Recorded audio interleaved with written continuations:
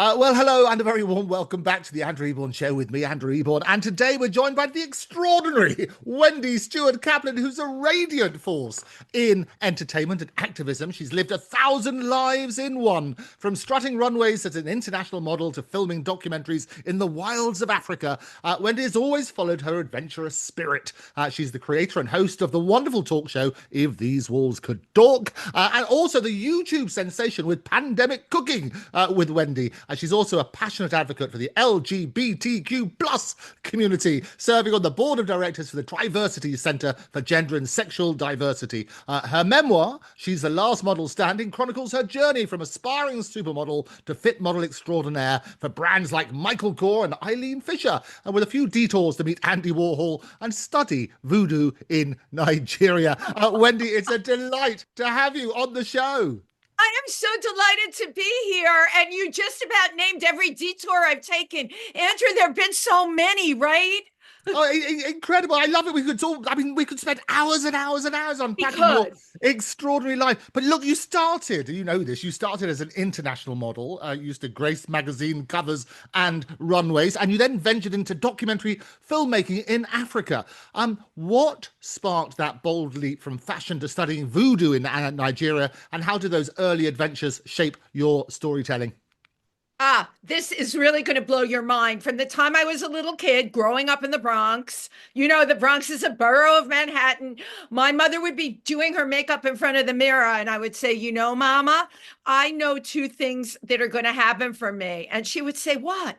And I would say, I'm going to be a famous model, and I'm going to Africa. Now, my mother, who had been a model, would look at me, and I was her kid and she loved me, but she would say, like, oh, this poor child is delusional. And now she wants to go to Africa on top of it. That was a big stretch from living in the Bronx.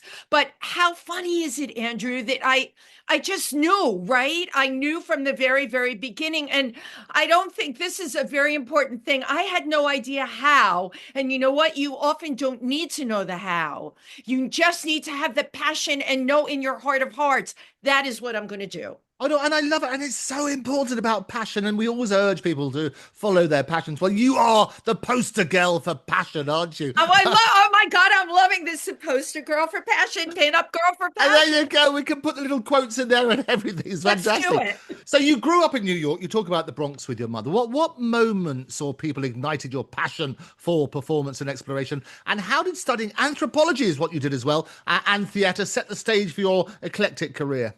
So eclectic career, you hit the nail on the head, but these are the things that interested me. I was born into the world just knowing. I can't even tell you that, Andrew. It's somewhere in me. Is it in my genes? Is it in my past life? I have no idea, but I was born into the world knowing this, right? And here I was growing up in the Bronx. I had big dreams and no idea how to put them together. Okay, so first shot out of the bag when I was 15 years old, I went to every model agency in New York, and my mother made me go myself. I remember having globbed on mascara back in those days. Remember, like, the twiggy lashes, right, that went on forever, all globbed together. Every model agency I went to turned me down. Why? How devastating! Like, how did you oh deal my with that? gosh. Because a lot of people deal with that on a daily basis. How did you deal with rejection? At 15 years old, it was like, oh my gosh, how could they be turning me down? To me, I looked just like the girls on the cover, but obviously I did not. And I remember, this is a quote I'll never forget: the angles in your face don't match the angles in your body. I don't know what the heck that means. And I'm still quoting it because it's so damn funny to me. But Andrew, these are the kinds of things they tell people. I did go to one agency, Zoli, who was very famous, and I had very long waist-length blonde hair. And he said, I might consider you if you cut all your hair off and come back. But I had no guarantee. So I kept the passion within me, right? Went to school, and every summer, I am not exaggerating, I would go back to all the same model agencies and they turned me down again. No. Yes, but here's the point, and I hope whoever is listening takes this and runs with it. It didn't matter. Yeah. All that mattered was what I wanted to do, right? So I'm like, I go to college and I always had an interest in performing, but again, had no idea where I would do it. So I major in anthropology. Now that goes with the fact that I wanted to go to Africa. It fits perfectly. But again, here I am at State University in New York at Binghamton, and I'm up working on an anthropology project in Oneonta, New York. We were working with First Americans, projectile points, things we were finding. It was part of an archaeology thing. And my boyfriend at the time says to me, hey, listen, there's a program happening in Nigeria in the Black Studies Department. I'm like, well, I'm not in the Black Studies Department. I'm not Black. So what does any of this have to do with me? Again, here we are. We're hitting out of the box. Important lesson. I filled out the application, went back to digging up my projectile points, and 3 weeks later found out I had been accepted to go to Nigeria, go to school in Ife, live in the part of the world that at the time the Biafran War was just finishing up. Yes. And there I was. I got my visas and I got on a plane and I went to Nigeria. Okay. It must have been absolutely incredible. Well, the local Nigerians, they call you Oyebo. Is that how you pronounce it? So it's Oibo, they would say. So I speak Oyebo. Yoruba. Yeah. Odabo Oibo, which meant hello. I thought foreigner. It really means hello, white skin after you peel an orange. You know when you peel an So How funny pith. is that? There we go. That's the pith, isn't it? Yes, yeah, exactly. It was Odabo Oibo. And I was like, oh, isn't everyone so nice and friendly? And they're making me feel so welcome. But the people were amazing. Right. Okay. And I had to come up with something to study. So here we go. Now you're bringing up the voodoo. I have always instinctively been interested in the gods and how things happen that we can't scientifically explain. Well, here I am in the Yoruba culture that is very much into their orishas, which are their gods. And who better to study than Shango, the most powerful god, the god of thunder, the god that I saw incredible things when people I don't like using the word possess. That's so Western. But when people allowed the Shango spirit into their body, I saw things that you can't even explain. And for me, it was life altering. Well, what sort of things? I mean, just so people get a measure of it. Obviously, when you Yeah, so mentioned I'll share this with you here. I don't care who thinks I'm a kook. I am no, a kooky kooks are girl, good, but I'm not not a kooks kook. on the show. Yeah, yeah, yeah. No, I know. I looked at some of your other shows. I'm like, oh, he likes kooks. Um, One of the things I saw, it was at a ceremony, the Agungun ceremony, and I saw a guy who was possessed with the spirit of Shango take a burning hot coal, put it on his tongue. I've seen this with my own eyes, and he kept opening his mouth and showing everyone the hot coal on his tongue. And he took it off and then he danced and he threw himself on the ground. And when he was all done, he stood up and stuck his tongue out, and there were no blisters, none. Amazing. They did And you? it was not a trick.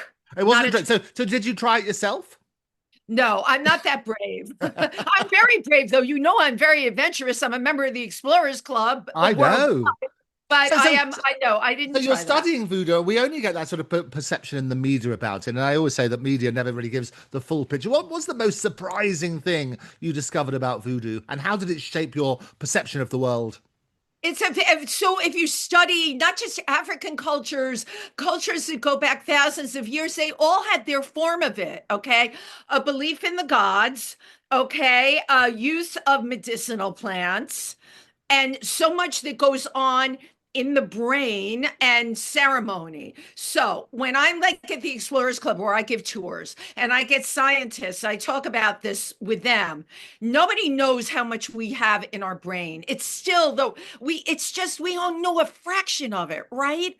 So not knowing what we have, I completely believe and know that these cultures that are thousands of years old, a lot had to do with belief, right? I went to Ethiopia and made a film there called Fragile Beauty with my late husband. And that was about another ceremony where it was coming of age. And part of the coming of age, the start of the ceremony, with the hammer people. The women are dancing, and the men are beating them as hard as they can on their backs. Right. Look at your face with bushes, right? Wow. They're bleeding.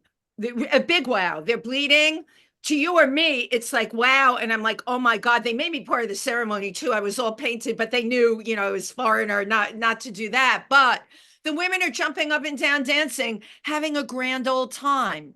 Their backs were bleeding. And I made this film and I deliberately cut that out because I wanted the film to come into festivals. And because of I was showing it mostly here, our Western culture, there's no room in our minds to even comprehend what that is. I am telling you that they felt no pain. I am telling you that they were jumping up and down and they were joyous.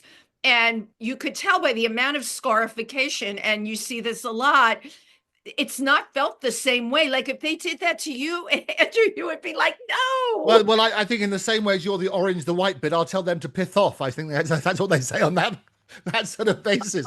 No, but incredible.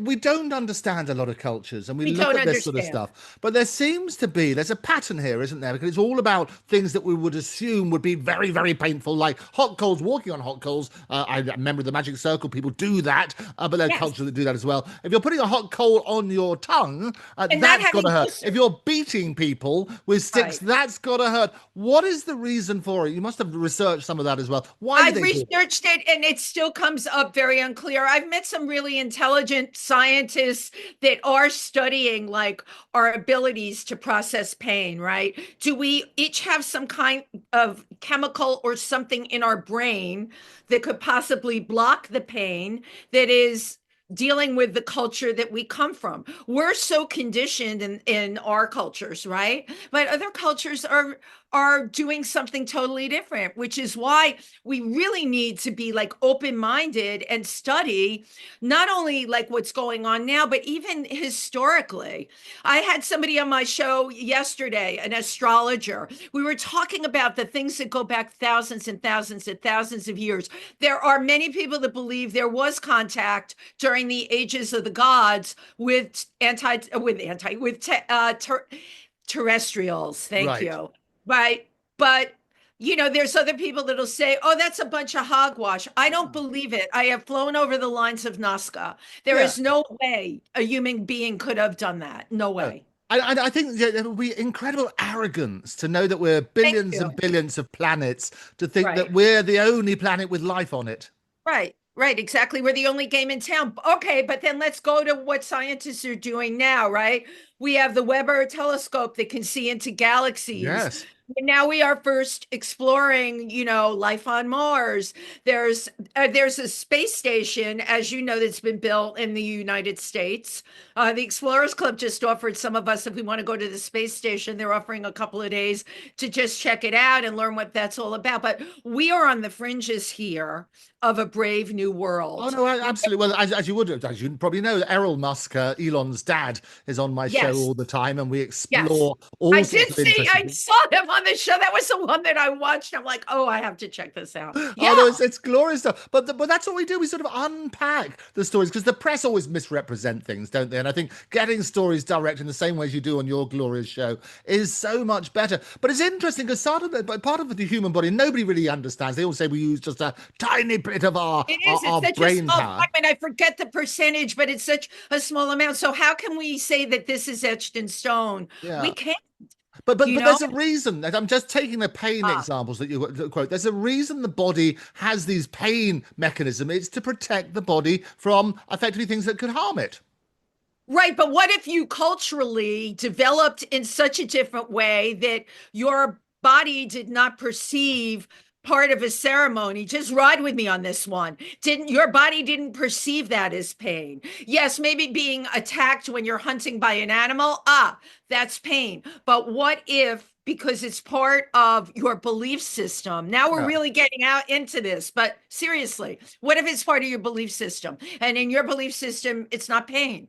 Yeah. Oh no, I get it, and you can. I've studied hypnotism and things like that as well. You can get people to do things. The mind's there. You can switch off little elements and so on and so forth. So, what is your belief? I mean, you've looked at all these things yourself. What do you now believe? my total belief, this is all unexplored territory. And Right. I know filmmakers. I have a wonderful friend, Patrick Moray, who is doing a study on a group in Indonesia they're very, very, very remote. And the shaman is the one that is running the whole show there. And their belief system, they've got spirits flying around. These spirits are responsible. They're really, really, this particular tribe, and I wish I could remember the name of it. They are so connected to these spirits. Come on. For me, with everything I've seen and how I've lived, I completely believe in it. And we are doing ourselves a disservice not exploring Oh no, I this. absolutely. Because as I human love. beings, we need to have this. Yeah, our modern world, our Yes. Western world is a mess. Yeah, no, you're absolutely right. Well, and I love exploring other characters and cultures and walk a mile in Yeah. somebody else's moccasins. That's the cue, isn't it? Oh, wait, I love that. Someone else's moccasins. I was going to say it's someone else's stilettos, but I guess moccasins is a far better word. Oh, absolutely. Well, your background in anthropology seems to infuse your quirky, offbeat characters. How did your academic studies shape your performances? My academic studies shape my performances because when you have lived life out on a limb the way I have, you have a lot that you can bring to the party in terms of the characters you developed. However, and I will say this on your show, I am far better when I work with a director and a writer that will let me go away from the words written on the page because because of how I've lived and who I am, able to connect emotions Yes. in a different way that I can access within myself by often using my own way of thinking or my way of approaching the scene. And sometimes that involves, not always, I'm not a by the book person. I'm sure you've realized that, Andrew. And when you get it on a person that's not on the books like that, if you want the best, if you want their talent to just rage, give them a little leeway. Oh, Don't absolutely. I think stick them creativity. in. I always say if it ain't broke, break it. I mean, you've got to work on that basis. I just love that. I'm getting all sorts of little sayings from you here Oh, today. I'll give you all sorts of. Well, I'll tell you the quirky things which I love. You've interviewed a tapir. You've danced with Kuna Indians. You've travelled in the Amazon and beyond legendary. What were the best questions you asked the tapir? What did you find out from them? All right. I know I need to explain why I interviewed the taper. I have a special connection with animals, Okay. right? Which is part of the reason not only just people with animals, I can tell what they're feeling. And it doesn't matter what animal, growing up, it was just dogs, right? Yes. When I was 2 years old, I was bitten in the face by a boxer kissing him. And my mother said, maybe she'll stop kissing animals now. No, I didn't stop. And then I just expanded that animal sensibility. So, a tapir, for people that don't know what a tapir, it's a mammal, and you It's got a find them. prehensile nose, hasn't it? I love it. And it's got the prehensile nose, and they're beautiful in an odd kind of way, as you would call it, quirky. Yes. And she was so gentle. And I remember stroking her and saying, so how are things with you today? What's your life been like? Did you eat today? Now, there are probably people thinking, oh, this Wendy is really out of her mind. But she didn't understand English, the Ah, taper. Well, she didn't understand words, but they understand. Now we're getting into higher stuff, feeling, yes. sensibility, and emotion. It's the things that you can't see or Right. hear. Now we're talking about what you can feel. So the taper and I spent a lovely time together. As a matter of fact, this sensibility I have with animals, she would not leave me. Yeah. She No, would but not that's what. leave. No, animals are wonderful. I grew up. My mother used to rescue lots. We had 18 horses, over 100 dogs and cats and I sheep and love your goats and. mother, Oh, she's brilliant. We had a big. It was a small flat, but no, but no, it's, but we there's had always room for oh another no, we mouth. had a big freeholding and that sort of stuff. But what I loved about it, and you're right, people will know who've got cats and dogs at home that they can Right, tell when you're upset, and they will right, come along and exactly. comfort you. Yes, they can sense it. And you know what? We're coming full circle in what we're talking about. We're talking about using our senses. We're Yeah. talking about the things that are maybe not defined as we would define them, just going with them, right? I also interviewed Lonesome George. He was the oldest tortoise in the world in South America. Now How people are old like, well, was he? how did you interview him? Because he was like, hold on, I'm going to do his face. Oh, that's That's really my good. That is a good tortoise face. But again, he was in a pen that I was not allowed to go into, but I did get close to him. And I was there for half an hour just conversing with him. You know, it's not my husband used to say I could interview a stick of wood. All right. So I interviewed Lonesome George and he would move his head. It was like I had to bring myself down to like the tortoise sensibility, right? Yes. Slow, observing the movements. You sometimes see the eyes moving within the head, but it's a different rhythm. And in your own mind, you're like, okay, you know, I'm clearing everything out. I want to connect with this tortoise. And I did. And you know, then he passed away, and I could say I was his last interview. Oh. Don't we love that, right? When someone like when you're the last. Absolutely. So, I so know. you interview all sorts of wonderful things and humans as well. People, yeah. What's your favorite question? You know, this is really funny. I am not a question person. When people come on my shows, they're like, oh, can you send questions ahead of time? That's not how I roll. I roll off of my instincts, right? So I read like we all do. If you're an interviewer, you want to read everything about the person that's coming on that you can find, because why do we do this? Because it's so goddamn interesting. Yeah, and people are fascinating, aren't they? It's absolutely fascinating. So you read whatever you can. And then my favorite trick is I go on their social media and just look for like a quirky thing, a complaint that they have, or just something highly personalized. All right. And then when they come on, it's just like the conversation rolls. And it takes a certain ability. I don't have a filter myself. I roll with the conversation. And if I see, but here's my good thing. If I see it's making someone uncomfortable, Yeah. I veer in a different direction. I never want anybody that I'm interviewing to ever feel uncomfortable. The best thing people can say, and my co-host Tim Moss, he and I are joined at the hip about this. The best thing for us to hear is, "Oh my God, we had such an amazing time." Yeah, Oh my and I can absolutely. I mean, and having a good time is so you. infectious, isn't it? I was watching your interviews. I'm like, oh my God, he is just, you're like, you emote positivity and fun and emotion. And you know what? We need that in the world.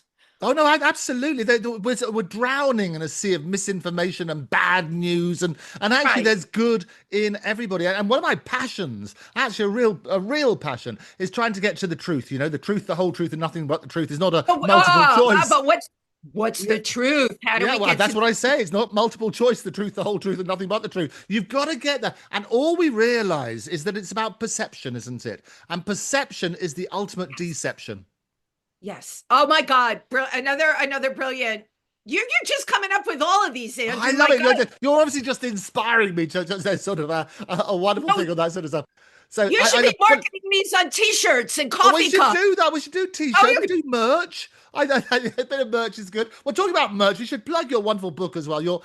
She's the last model standing. Your memoir, a rare unsigned copy. Look at that. It looks great. Okay, here is my book. She's the last model standing. People ask me, why did you write this book? I'm going to tell you the God's honest truth, because I have been in the modeling industry for decades. Yes. And I was never a household name. I'm still modeling. And I'm like, God damn it. I'm going to write a book and tell people who I am, because I've had this incredible life and I've given back to the universe, to society, to the people I meet in so many ways. And I have incredible stories. You know, in a nutshell, people say, oh, you take lemons and you make it into lemonade. Yes. But that is exactly what I do. Remember, we're coming full circle here. I was the girl who was turned down by every model agency.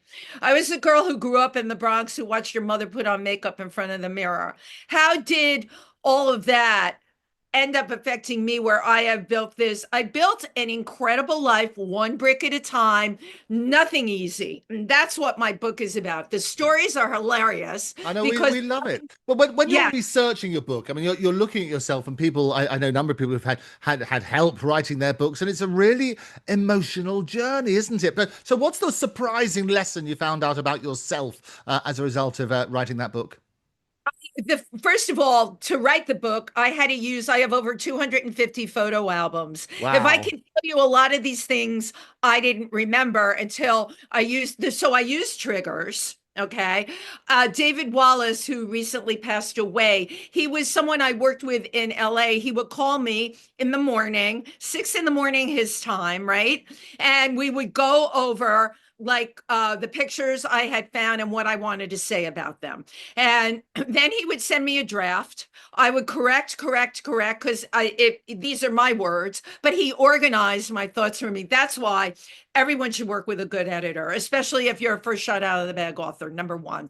But what I'm learning about myself through this whole process, it's like, what an extraordinary life for, a girl from the Bronx, right? That was just, my mother wanted me to work for the phone company. I would tell her all my big dreams. And she would, my mother grew up during the Depression. She was Yes. fifth runner-up in the Miss America contest. She was Miss Connecticut in 1935. She was coming to New York. She worked here with Lucille Ball and Shelley Winters, Oh, Shelley Winters was named Shirley Shrift. She was a model. Both yes. Lucille and Shirley were models. They worked with my mom. So my mother's dreams were kind of crashed. She ended up having to take care of my grandmother who got Alzheimer's. She was very happy, married in the Bronx to my dad. But you know what? The big dreams, the big picture went out the window. For some reason, I realized while I was writing this book, my God, Wendy, this was so in you. You were meant to carry it on. Sometimes we question, like, why are we here? What are we doing? I was meant to carry it on in my own way and my own passion. Oh, And absolutely. And you certainly do that. Be yourself because everybody else is taken. As the wonderful I stuff. love that. Right. Yeah, you've got to Right. do that. No, I mean, I want to talk about some of your modeling career, man. As a fit model for brands like Eileen Fisher and Michael Kors, you became a standard for size 8 Yes. clothing. Yes. Talk to me about your early modeling career and preparing for that particular niche. And as you say, what was it like to cover the asses of the masses? I covered the S's and the messes. So we have to talk also about the fact that I've worked for every lingerie company, Yes. Made Form, Warner's, Waco. I found a niche in this industry. You went through my book. A lot of my early modeling jobs were one was just works in the next, spraying perfume for Chloe and Bloomingdale's at Christmas time. Would you like a spray of Chloe? And this guy comes and says to me, I'd like a spray. I was so happy I had a customer. He walks behind my counter, he unzips his fly, and he pees on the floor. Okay. No. Yes, it ruined my Christmas. These things happen. So I had every kind of crazy modeling job, from frying fritters at a trade show where my naturally wavy hair was stick straight because of the grease in it, right? Every horrible modeling job. Fit modeling was a godsend. It pays the same rates as regular modeling. And the thing is, what's the criteria? I was for many brands, the perfect size 8, right? What's the perfect size 8? I represented a lot of American women's sizes for an 8, which is, I'm going to give you the measurements, 36, 29, 38 and a half. Okay. Sounds odd because what do we used to say? The perfect measurements are 24, 30, and 20.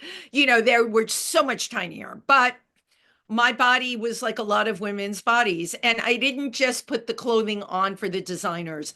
I had to tell them where it needed to be tweaked. Because remember, Andrew, we're talking about have you gone to like fashion weeks and the runway shows? Those clothes are on size 0, 16-year-old girls. Yes. But we like what the style is. So how do we make that fit a regular woman? Well, that's where I come in. I had to come up really with the measurements and you have to tweak it. You can't have it so tight. These young girls don't have anything up here. I have to make my clothing that's going to fit on someone with all kinds of breasts, right? Someone that may have wider shoulders, someone that may have a pear-shaped bottom, okay? And you don't want to make it look bigger or out of proportion. You know what? You can do that with clothing. And smart designers that make a lot of money and that can sustain, they understand that. Yeah. So we cover the asses of the masses. The masses are the people that are out there, and we want to make the clothing appealing. And it's the same thing. Underwear is, people have no idea. It's very challenging fitting underwear, okay? You don't want someone sitting on a bar stool in a restaurant and she leans over and you can see her underwear riding up her back. Not pretty.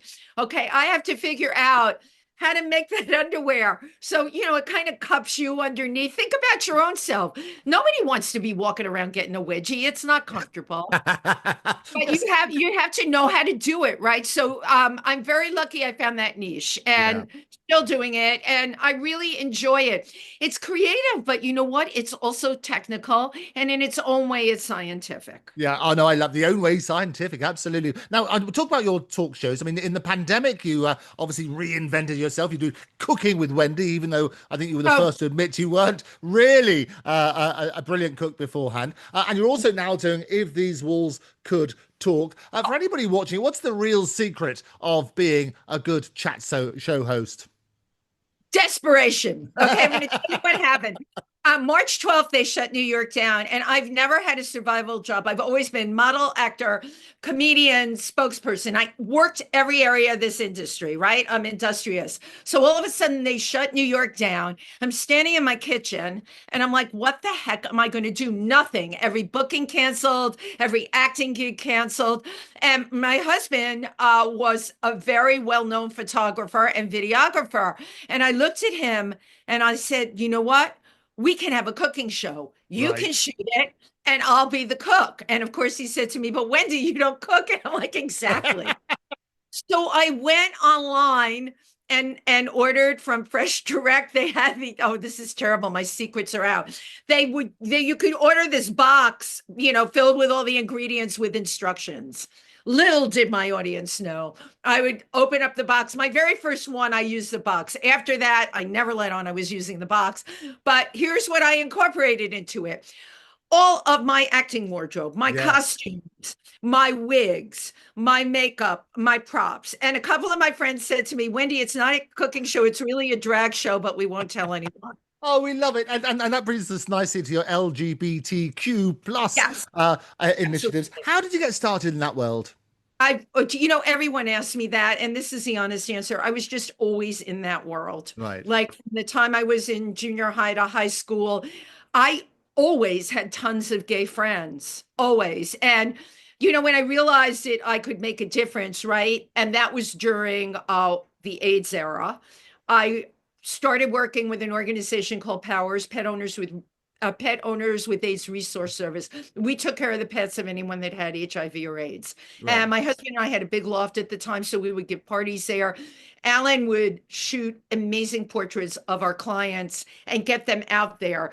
He was so brilliant at shooting empathy, right? So that people would see this is a face with their animal. Their Right. animal is the only one that's still there at the end of the day. And our organization had 250 clients and over 300 volunteers to help our clients take care of their animals. People are like, well, why did they need all this help? That was during the days of ACT. Everybody was getting sick. Everyone was going into the Yeah. hospital, and 9 out of 10 times they would die. So we had to provide foster care, all of it. So I was knee deep in the trenches during that time. And I've just been there ever since. I have an incredible gay community, which is why when the pandemic hit, I came up with Pandemic Cooking with Wendy. And then I was working with an organization in Pennsylvania where I have a second home, Triversity. And we decided, I'm like, this is a perfect time to come up with a show, an LGBTQ show that we have online. People are home. And I started just interviewing local people. Well, of course, that mushroomed into a nationwide show. And Right. I have some of the most incredible political guests, entertainment guests, or whatever. But the common theme is people that are making a huge difference in Yeah. the LGBTQ community. Yeah, I have people approach me and they're like, well, I'm gay. Can I be on your show? Tell me what you're doing. Tell me what dynamic. No, you must have that too. What dynamic thing are you doing out there Yeah. to affect things? And it's so, but and the reality is this though, is that everybody can make a difference in their own world, and everybody's got the same challenges. Shakespeare put it so beautifully. If you prick me, do I not bleed? If you tickle me, do I not laugh? And what I love is that those in the public eye speak about their own foibles because it helps other people, and that's really, really key. So you've got such a fascinating career. We're going to get you back on the Andrew Eborn Show again very, very soon, hopefully. But if you were going to write a letter to yourself at the beginning of your career, what would you say? Believe in everything that you do and don't listen to other people. Okay. You know best. You know in your heart of hearts. And you always do the best when you listen to your own heart. Yeah, I know. Love, Great Wendy. advice. That's my letter. Go, Wendy. Go, Wendy. I love it. So finally, then, Wendy Kaplan, how would you, in 100 years' time, when people have long forgotten all sorts of things on this planet, how would you like to be remembered? I would like to be remembered 100 years from now, or 200, or 1,000. I would like to be remembered for how I made a difference in people's lives. And that's exactly what I'm doing now. I'm also a member of the Imperial Court of New York, but it's a nationwide organization. I love being able to affect people's lives, the lives of animals too, anything living. If I can make a positive difference, my God, then my time on this earth is worth everything. Well, your time on the Andrew Eborn Show has been worth everything to me. It's been an Darling. absolute delight. Wendy Kaplan, thank you so much for joining me. Oh my God, thank you so much for having me. Can I take a picture of the two of us together? Yeah, go for it. Okay, that's something I just like to do. Yes, oh my, I love you. You're the best. Great, I thank love it. you. It's a video, but it's all good stuff. Finally, tell people how they can find out more about you. Where can they go? So I would love you all to go to my YouTube channel. It is Wendy Stewart TV. I've got so much work on there. It's every aspect of the industry and entertainment that I work into. I would like you to buy my book. It's on Amazon. Okay. She's the last model standing. There's only one of these. You can find me on Facebook, Wendy Stewart, Stuart. Please reference that you saw me on this show. Otherwise, I got a lot of people reaching out that are like, you know what I'm saying. You can find me on Instagram under She's the Last Model Standing. This has been such a great time, Oh, Andrew. it's been an absolute blast. We'll do it again. I We'll love do it. it again. Yes. I love it. It's so good. I look forward to that post. I managed to hold a pose for at least a nanosecond, which is good. You did. You were like, it was like you were transfixed. It was I fabulous. love it. I was definitely transfixed. Wendy Kaplan, thank you so much for joining me. Thank you. Bye-bye, everyone.